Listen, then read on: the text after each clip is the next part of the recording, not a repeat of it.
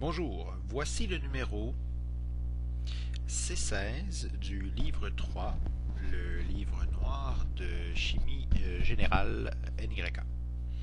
Dans ce numéro sur le calcul de l'énergie réticulaire d'un composé cristallin ionique, on parle de la formation du composé cristallin NaI, solide qu'on retrouve juste ici à la fin.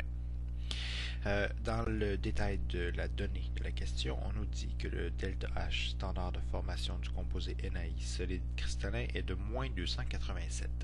Et donc le ΔH standard de formation nous indique que la réaction commence avec du Na dans l'état solide et de l'iode sous forme de molécule diatomique I2 qui est aussi solide. On a besoin de 1 mol de Na et 1 mol d'iode pour le composé final, et donc on prend 1 mol de Na solide et 1 demi-mol de I2 solide. On nous dit aussi dans la donnée du problème que le sodium, pour le sublimer, en passer de solide à gazeux, ça coûte 110 kJ par mol. Comme on a 1 mol, on multiplie 110 par 1 pour arriver à 110 sur le palier sodium gazeux plus I2 gazeux. I2 solide, juste ici. Ensuite, on ne connaît pas l'énergie pour dissocier, pour sublimer l'iode, pour le rendre jusqu'à 1 demi I2 gazeux. Par contre, on connaît très bien l'énergie pour la dissociation de la molécule de I2. Si on va au tableau à la page 54 du livre 3, on peut trouver la valeur de 151 kJ par mol de I2 brisé. On en a besoin d'une demi-mol et donc pour obtenir 1 mol de I gazeux, ça coûte 75,5 kJ par mol. Si on va jusque dans le livre 2 à la page 61, on peut trouver l'énergie d'ionisation 1 du sodium.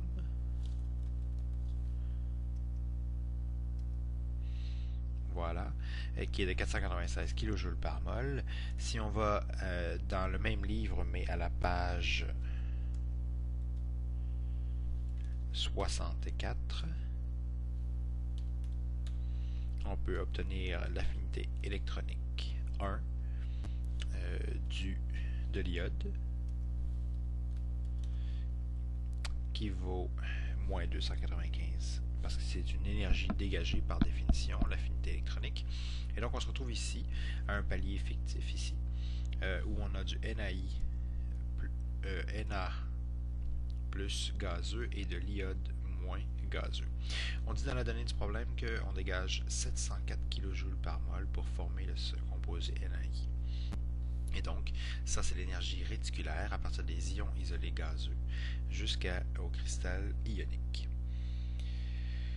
Avec tout ça, on est capable de déterminer la valeur, juste ici, d'énergie.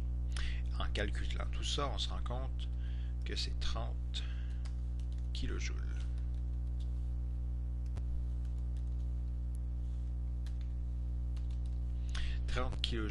Pour passer de l'iode solide à l'iode gazeux pour 1 demi-mol.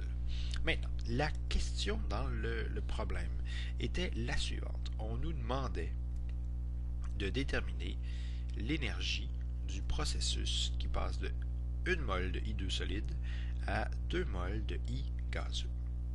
Si on regarde le problème C16 juste ici, ce qu'on se rend compte, c'est que lorsqu'on passe de I2 solide jusqu'à un I gazeux, c'est passé de 0 à 215 kJ par mol pour une demi-mol.